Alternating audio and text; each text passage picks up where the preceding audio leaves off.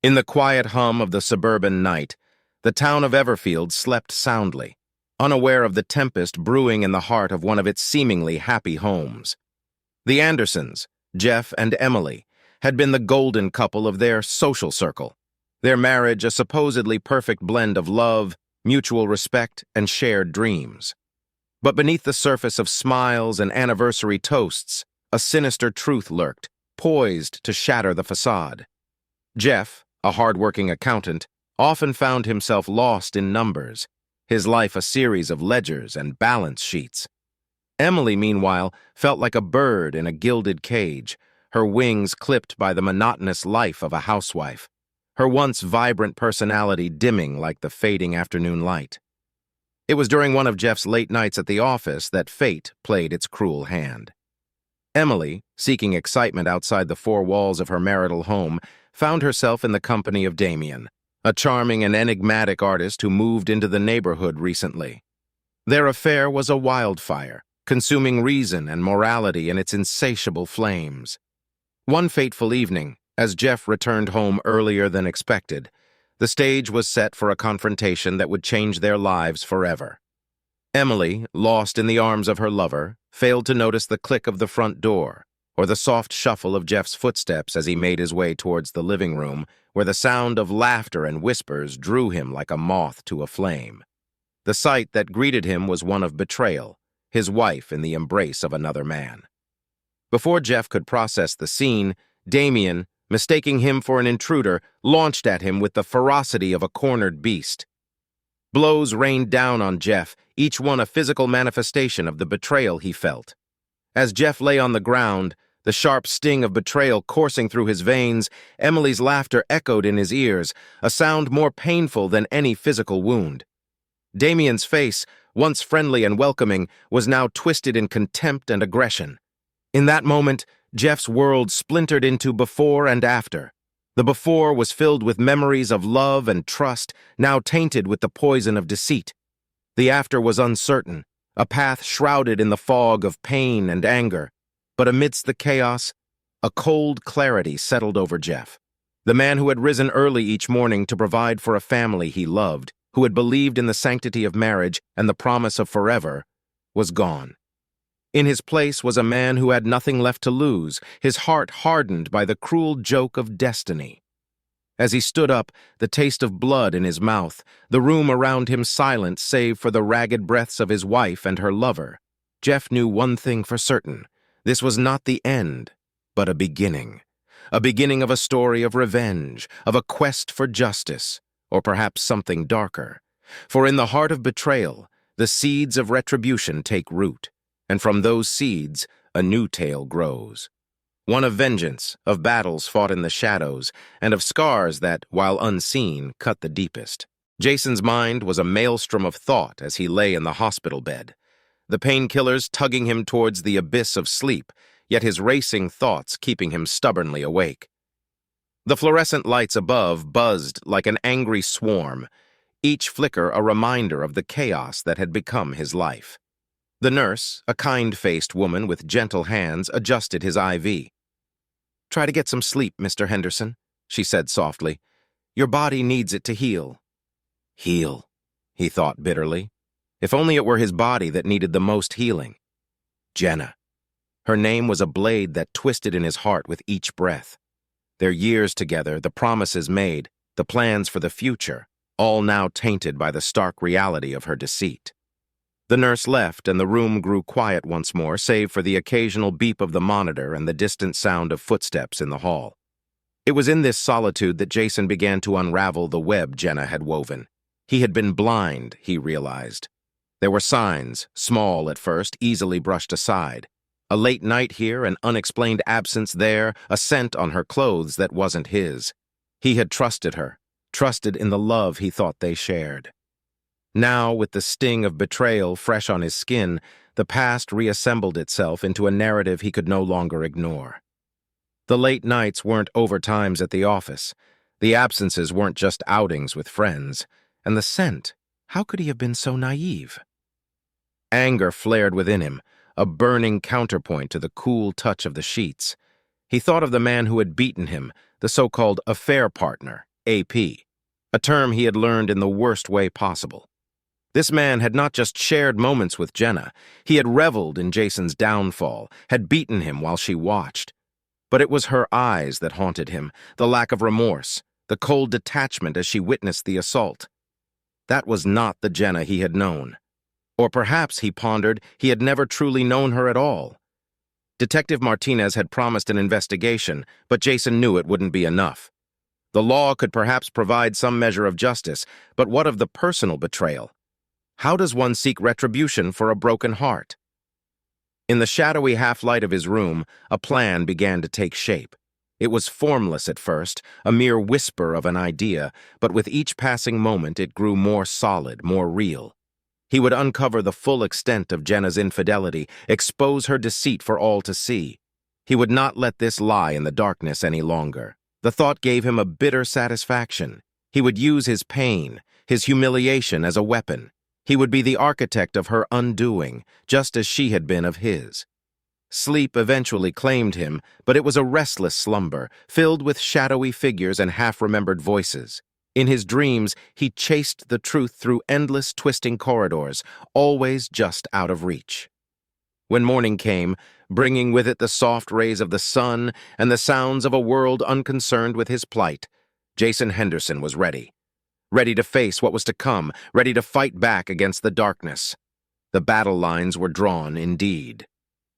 The sterile beep of the heart monitor had become a constant in Jason's life, a reminder of the fine line between the world he knew and the one he had been thrust into. He had been a pawn in a game he didn't even know was being played. But as he lay there, the fog of medication parting, clarity began to form alongside the resolve in his heart. Detective Martinez had given him a lifeline, a way to reclaim some semblance of control. It wasn't just about retribution, it was about righting a wrong that went beyond his personal grievances. Jason's thoughts were interrupted by a soft knock on the door. It creaked open, and a figure peeked inside. A man he had never seen before. He was tall, with a sharp suit that seemed out of place in the sterile environment. His eyes, a piercing blue, held a spark of something that Jason couldn't quite place. "Mr. Henderson," the man said, stepping into the room, "my name is Michael Sinclair. I'm an attorney and I believe we have a common acquaintance." Jason eyed the man warily. "If you're referring to my wife—" "Yes, Jenna," Michael interrupted, a knowing look on his face. "I'm not here on her behalf, though. I'm here for you." Curiosity piqued. Jason motioned for him to continue. Michael pulled up a chair and sat down, his posture relaxed, yet exuding an air of confidence. "I've been following your case.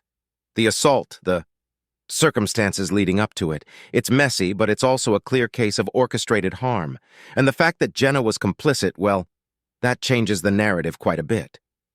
Jason's grip tightened on the hospital sheets. "What are you proposing?" "A partnership," Michael said simply. "I want to help you navigate this, both legally and strategically. I've dealt with cases of domestic conspiracy before, and your wife's actions, the setup, the attack.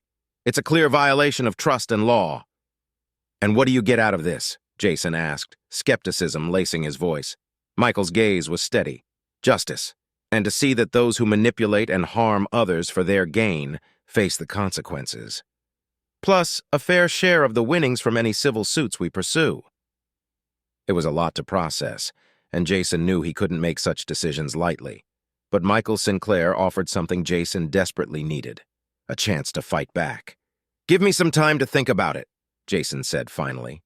"Of course," Michael replied, standing. "I'll be in touch. And Jason?" He paused at the door, turning back with a look of sincerity. "I'm sorry this happened to you. Let's set it right." With that, he left, leaving Jason alone with his thoughts once more. The offer was tempting, and the fire of vengeance began to simmer within him. This could be the path to redemption, not just for his ego, but for his life that had been so brutally upended. Jason knew one thing for sure. The game had changed, and this time, he was going to make the rules. As the days passed, the hospital room began to feel more like a cell to Jason. The walls closed in, the sterile air grew thick, and the solitude weighed on him. His only respite came from the occasional visit from Detective Martinez and the intermittent updates from Michael Sinclair, who had become a silent guardian of his case. Each conversation with Michael was a chess move, a strategic step towards an endgame that seemed both distant and uncertain. The lawyer had a way of making the complicated seem simple, the entangled mess of legal proceedings feel like a straight path to justice. Jason found solace in his confidence, a stark contrast to the turmoil within himself. One afternoon, as the sun cast long shadows across the room, Jason received an unexpected visitor. It was Jenna. She stood at the door, a vision of regret with tear-streaked cheeks and wringing hands. The sight of her stirred a maelstrom of emotions within him, anger, sorrow, and an aching remnant of love. "Jason," she began, her voice quivering, I don't know where to start." "Try the truth," Jason replied, his words edged with bitterness. Jenna took a hesitant step forward. "I'm so sorry. I never wanted you to get hurt. It was all a game to him, to Mark. He said it would be a joke. I never thought—" "A joke?" Jason's voice rose, tinged with incredulity and pain. "You call getting beaten to a pulp a joke?" Tears fell freely from Jenna's eyes now, but Jason's heart was hardened against her display of remorse. "I was foolish, and I was wrong. I'm here to make it right." "And how do you propose you do that?" Jason asked, the edge in his voice softening ever so slightly. "I've left Mark. I've told the police everything, and I'll testify. I'll do whatever it takes to help you with your case," Jenna offered, her eyes pleading for forgiveness. Jason considered her words, weighing them against the betrayal that still festered like an open wound. A part of him wanted to send her away, to sever the ties that had bound them together. But another part, a strategic part, saw the value in her offer. "Your testimony could make all the difference," Jason admitted reluctantly. "I just want to make things right," Jenna said, taking another step into the room. "Can you ever forgive me?" Forgiveness was a distant shore, and Jason was still adrift in a sea of betrayal. "It's not about forgiveness right now," he said, his gaze meeting hers. "It's about justice." Jenna nodded, understanding the unspoken boundaries between them. "I'll do whatever it takes," she repeated. As she left, Jason lay back against his pillows, the conversation replaying in his mind. The board was set, the pieces were moving, and with Jenna's testimony, the tide could turn in his favor. But the game was far from over, and Jason knew that the path to victory was fraught with unseen dangers. For now, he had to heal, to gather his strength for the battles ahead. The shadows in his room seemed to shift, and in them, Jason saw the outline of his future, uncertain yet unforgivingly his to shape. In the days that followed, Jason found himself at a crossroads. With Michael Sinclair's offer on the table, he had to make a decision that would not only affect the course of his legal battle, but also the state of his soul. The promise of justice was tantalizing, yet the shadow of vengeance began to loom over him, darkening his thoughts. His recovery was marked by the dichotomy of his emotions, the physical healing that was visible in the mirror and the internal turmoil that no scan could reveal. He was torn between the desire for retribution and the knowledge that whatever path he chose would define the person he would become. Amidst this inner conflict, an unexpected visitor appeared at his door. The soft tapping was hesitant, a stark contrast to the confident strides of Michael Sinclair. Jason's heart skipped a beat as he saw who it was, his sister, Emma. Her eyes were red-rimmed, a testament to the sleepless nights and worry lines that now etched her face. They had not spoken since the news of Jenna's betrayal had exploded into public view, a scandal that had rocked their family to its core. "Jay," she whispered, stepping into the room, her voice breaking the silence like a fragile truce. "I had to see you." Jason's response was a mix of warmth and bitterness. "Emma, I know you're angry," she continued quickly as if afraid he would turn her away. "Angry at Jenna, at the world, maybe even at me for not seeing what she was." "It's not your fault," Jason said, but the edge in his voice suggested he wasn't fully convinced of his own words. Emma moved closer, taking his hand. "I've been talking to Michael Sinclair. He's sharp, Jay. He wants to help. And I think you should let him." It was a plea, a sister's desperate wish to see her brother rise from the ashes of his life. But Jason was wary. It's not just about the legal stuff, Em. It's about what I become after this. What if I don't like that person? You've always been the one to see the good in people, even when it wasn't there, Emma said softly. This doesn't change who you are, it just shows you who Jenna really is, and you need to protect yourself from that. The conversation drifted into the evening, a tentative dance around the pain and the possibilities that lay ahead. Emma's visit, though fraught with emotion, brought a sense of clarity. Perhaps in seeking justice, Jason wouldn't lose himself, but would instead rediscover the strength that had always defined him. As Emma left, her parting words lingered in the air, a mantra for the battle ahead. You're not alone, Jay. Not in this. Not ever. Jason lay back, the choice before him clearer now. He would meet with Michael Sinclair again. He would listen, plan, and, when ready, he would act. Not out of vengeance, but out of a need to right a wrong that had been done to him. For the first time since that fateful night, Jason felt a spark of something that had been sorely missing. Hope. The next morning, the sun filtered through the slats of the hospital blinds, casting a striped shadow that danced across Jason's bed. Today was different. Today he felt armed with a new purpose, a fresh perspective granted by his sister's words and the looming decision that could alter his destiny. He was scheduled to meet with Michael Sinclair again, and as the clock neared the appointed time, his anticipation grew. There was a sense of agency that came with the decision to no longer be a victim of circumstance. He was ready to take control, to steer the ship of his fate through the tempest that Jenna had wrought. Michael arrived punctually, his presence filling the room with an air of expectancy. They exchanged brief pleasantries before getting down to business. Jason, I've started to lay the groundwork for our case, Michael began, opening his briefcase and retrieving a sheaf of papers. We have a strong argument for emotional distress and battery, not to mention the potential for a criminal conspiracy charge against Jenna and her associate. Jason listened intently, nodding along. The legalese was a bit overwhelming, but Michael's confidence was reassuring. There's something else, Michael said, looking up from the papers with a serious expression. I've been doing some digging, and it seems Jenna's indiscretions may not be as discreet as she believed. There are others who have been affected by her actions. Others? Jason's brow furrowed. Yes, it seems Jenna's activities have a broader scope than we thought. There are other stories, other partners. A cold anger settled in Jason's chest, but it was tempered by a strategic thought. Can we use this? Possibly, Michael said with a nod. It establishes a pattern, one that we can leverage for our case, but we need to approach this carefully, methodically. We don't want to turn this into a witch hunt. Jason agreed. The last thing he wanted was for his quest for justice to devolve into a tabloid spectacle. But he couldn't deny the bitter satisfaction that came with the knowledge that Jenna's facade of perfection was crumbling. As they talked, plans were drawn and strategies formed. Jason felt like a general preparing for a decisive battle. Yet amidst the talk of depositions and subpoenas, there was a moment when Michael's gaze softened, and he placed a hand on Jason's shoulder. Remember, we're doing this to bring the truth to light, not just for retribution. It's about getting you the justice you deserve. Jason met Michael's eyes, and in them, he saw not just a lawyer, but an ally. It was a comfort, a rare feeling in the chaos that had become his life. After Michael left, Jason lay back, his mind racing with thoughts of the future.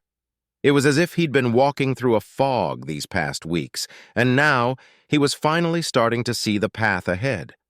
There would be obstacles, of course, but he was no longer wandering aimlessly. He closed his eyes, taking a deep breath. The path to healing was not just about his body, but his heart and mind as well. And with each step forward, he felt the shards of his broken life slowly starting to fit back together. As days turned into weeks, Jason's physical wounds began to heal, a testament to the resilience of the human body. However, the emotional and legal battles he faced were just beginning to unfold in their full complexity. With Michael Sinclair by his side, he felt better equipped to face the storm. Yet the uncertainty of the outcome cast a long shadow over his recovery. The revelation of Jenna's broader pattern of deceit had been a turning point. It wasn't just about their failed marriage anymore. It was about exposing a cycle of manipulation and betrayal that had ensnared more than just Jason. Michael had been meticulous in gathering evidence, ensuring that their case was built on a foundation of irrefutable facts rather than mere allegations. One afternoon, Michael arrived with a new development. "We've been approached by a couple of Jenna's other acquaintances," he revealed, sitting down across from Jason in his living room. "They're willing to testify about their experiences. It seems your situation has given them the courage to come forward." Jason felt a mix of emotions: vindication, sorrow for those who had suffered as he had, and a simmering anger towards Jenna for her actions. "What does this mean for our case?" he asked. "It strengthens it," Michael explained. "It shows a pattern of behavior that's manipulative and harmful. It's not just about the physical assault anymore. It's about exposing the psychological harm Jenna has inflicted on you and others." The strategy was clear, but Jason found himself grappling with the moral implications. Exposing Jenna's actions would undoubtedly bring him closer to legal victory, but it would also drag other people's pain into the public eye. Was it right to use these stories as weapons in his battle for justice? Seeing Jason's hesitation, Michael leaned forward, his tone earnest. "I know this is difficult, but remember, these individuals are choosing to come forward. They want to stop Jenna from hurting anyone else. We're giving them a voice, not exploiting their pain." Jason nodded, understanding the logic, but still wrestling with the decision. It was a delicate balance between seeking justice and preserving the dignity of all involved. As the case progressed, Jason found himself in a whirlwind of legal preparations, meetings, and depositions. The reality of facing Jenna in court loomed large, a confrontation that was both necessary and dreaded. He had once loved her, after all, and though that love had been betrayed, the remnants of it still lingered like ghosts in the corners of his heart. But amid the chaos, a sense of purpose solidified within Jason. He was no longer just fighting for himself. He was fighting for others who had been wronged, for the truth to come to light. It was a cause bigger than his own heartbreak, a beacon that guided him through the darkest moments. The day before the trial, Jason stood alone in his living room, looking out the window at the world moving indifferently outside. The journey from that fateful night to this moment had changed him irrevocably. He was not the same man who had walked into Jenna's trap, nor was he the same man who had woken up in the hospital, broken and betrayed. Tomorrow he would face Jenna and her actions head on. Whatever the outcome, he knew he had already won the most important battle, the one within himself.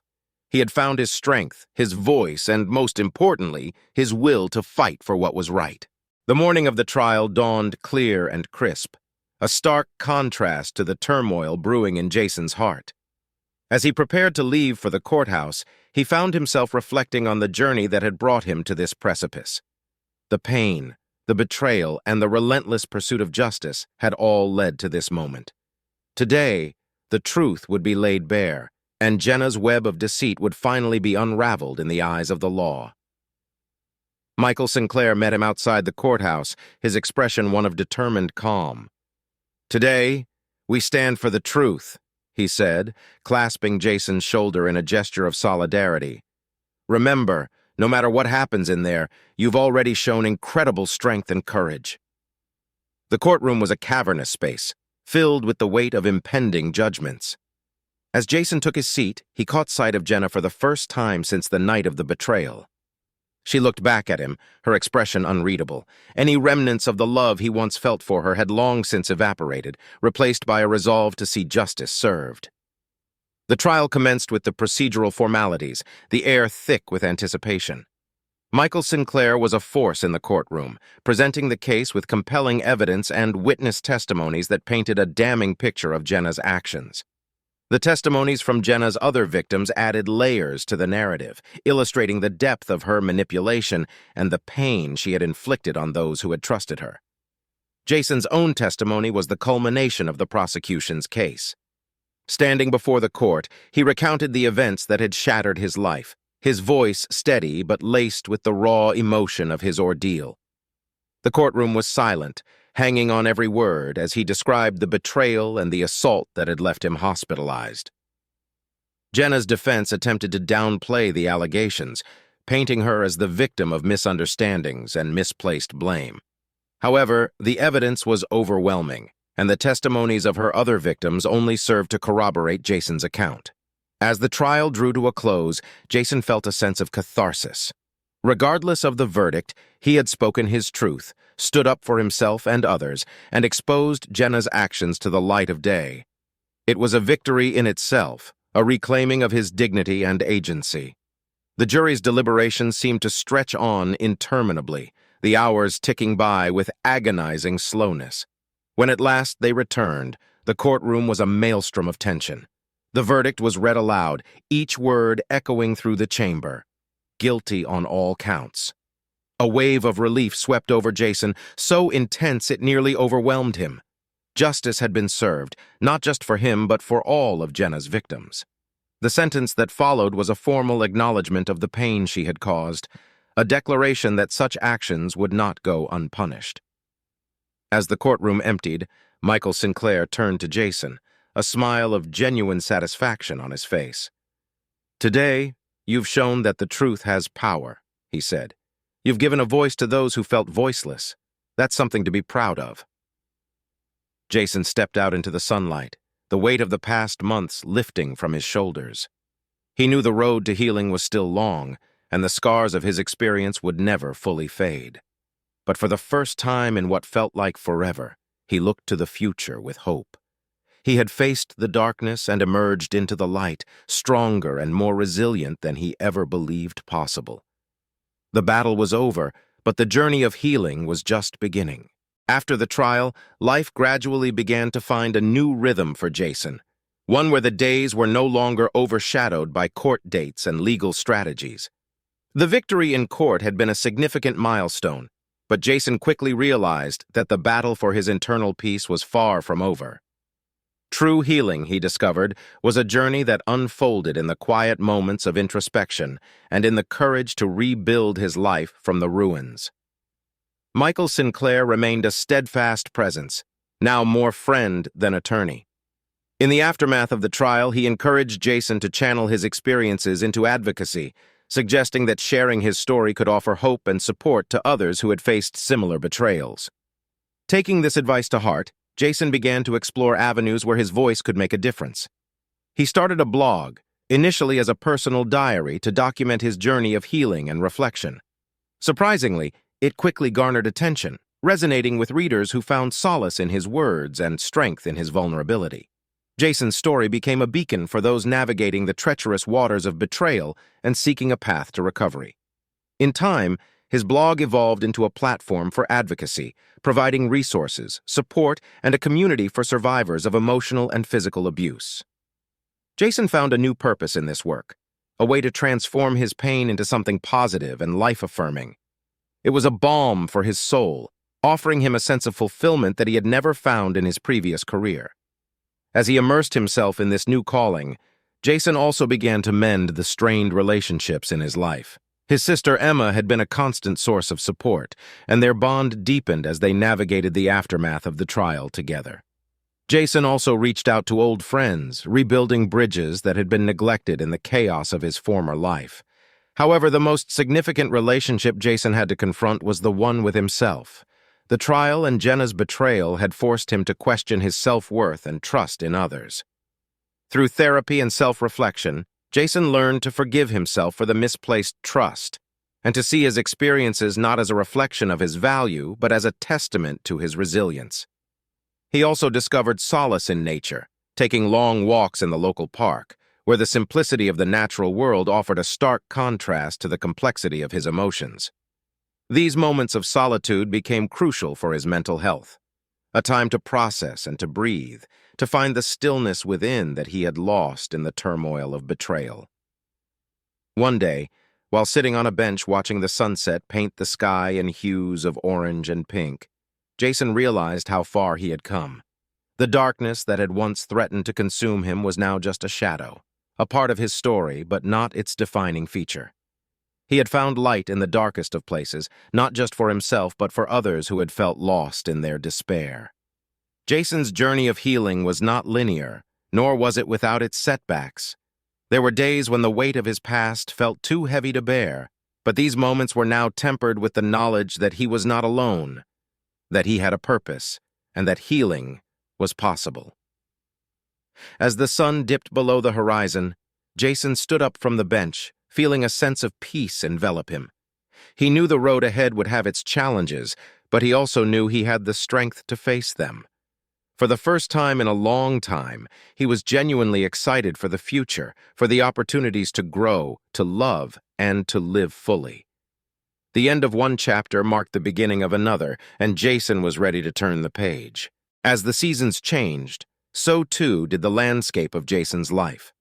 The blog that had started as a personal project had blossomed into a thriving community, bringing together individuals from all walks of life, each sharing their stories of betrayal, resilience, and recovery. Jason found profound fulfillment in his advocacy work, a stark contrast to the emptiness that had once pervaded his existence. His efforts did not go unnoticed. The local community center approached him to lead a series of workshops and support groups for survivors of emotional abuse. It was an opportunity to expand his impact, to turn the pain of his past into proactive change. Jason embraced this new role with enthusiasm, dedicating himself to helping others navigate their paths to healing. Amidst his work, Jason also embarked on a journey of personal rediscovery. He took up painting, a hobby he had abandoned in his youth, finding in it a powerful form of expression that transcended words. His art, much like his life, was a vivid tapestry of light and dark, a reflection of his journey from despair to hope. It was during one of his exhibitions that he met Lena. She was a fellow artist, her work imbued with a depth of emotion that spoke to Jason on a profound level. Their connection was instant, a meeting of souls that had weathered storms and emerged stronger. Lena understood the scars that Jason carried, for she had her own. Together they discovered a love that was not diminished by their pasts, but enriched by the lessons they had learned. As their relationship deepened, Jason found in Lena a partner who not only shared his passion for art and advocacy, but who also challenged him to grow in ways he had never imagined. With her, he learned that love after betrayal was not only possible, but could be deeper and more meaningful than he had ever believed. The final piece of Jason's healing came in an unexpected form. A letter penned by Jenna arrived one day, its contents raw and remorseful. She spoke of her own journey of self-discovery, of the pain she had caused, and her quest for redemption. It was not an attempt at reconciliation, but a request for forgiveness, for the peace of both their souls. Jason's response to Jenna's letter was a testament to the man he had become. He forgave her, not for her sake, but for his own. It was the closing of a chapter, a release of the lingering shadows of his past. In forgiveness, he found the final key to his own liberation, a freedom from the chains of anger and resentment. The story of Jason's journey came to a close, not with a dramatic climax, but with quiet contentment. He had found happiness not by erasing his past, but by embracing it, learning from it, and using it to fuel a future filled with purpose, love, and hope. Jason's life was a mosaic of experiences, each piece a lesson, a memory, a stepping stone to the person he had become. As he stood beside Lena, looking out at the horizon, he realized that the end of his journey was just the beginning of a new adventure, one that he was now fully prepared to embark on. In the end, Jason's story was not defined by the betrayal he had suffered, but by his resilience, his capacity for love, and his unwavering belief in the possibility of new beginnings. The end.